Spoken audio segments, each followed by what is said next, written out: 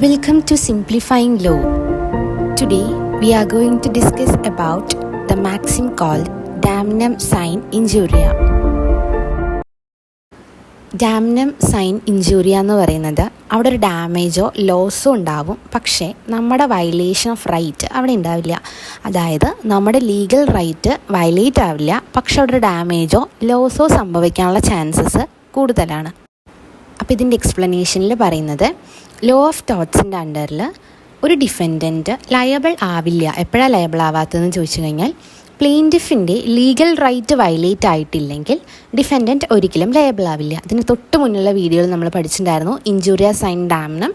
അതായത് ഒരു ഡാമേജോ ലോസോ ഇല്ലെങ്കിൽ പോലും അയാളുടെ ലീഗൽ റൈറ്റ് വയലേറ്റ് ആയിക്കഴിഞ്ഞാൽ ഡിഫെൻഡൻറ്റ് ലയബിളാണ്. അപ്പോൾ ലീഗൽ റൈറ്റ് വയലേറ്റ് ആയിട്ടില്ലെങ്കിൽ ഡിഫെൻഡൻറ്റ് ലയബിൾ അല്ല.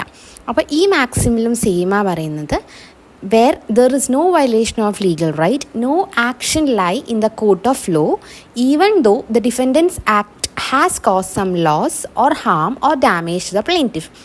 അയാളുടെ ലീഗൽ റൈറ്റ് വയലേറ്റ് ആയിട്ടില്ലെങ്കിൽ, ഈവൻ ദോ ഹാമോ ലോസോ ഡാമേജോ ഉണ്ടെങ്കിൽ പോലും ലീഗൽ റൈറ്റ് വയലേറ്റ് ആയിട്ടില്ലെങ്കിൽ ഡിഫെൻഡൻറ്റ് ഈ മാക്സിം പ്രകാരം ലയബിൾ ആയിരിക്കില്ല. ഈ മാക്സിം കുറച്ചുകൂടി ക്ലിയർ ആക്കാൻ നമുക്ക് കേസ് ലോസ് നോക്കാം. നമ്മൾ നോക്കാൻ പോണ കേസാണ് ഗ്ലോസ്റ്റർ ഗ്രാമർ സ്കൂൾ കേസ്. അപ്പോൾ ഈ കേസിൽ എന്താ ഉണ്ടായത്, അല്ലെങ്കിൽ ഇതിൻ്റെ ഫാക്റ്റ് എന്താണെന്ന് നമുക്ക് നോക്കാം.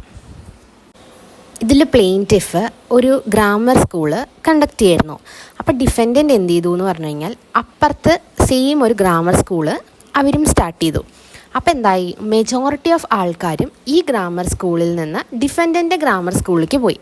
അപ്പോൾ പ്ലെയിൻറ്റിഫിന് ഒരുപാട് ലോസ് ഉണ്ടായി എന്ന് പറഞ്ഞിട്ടാണ് കോടതിയിൽ കേസ് ഫയൽ ചെയ്തത്.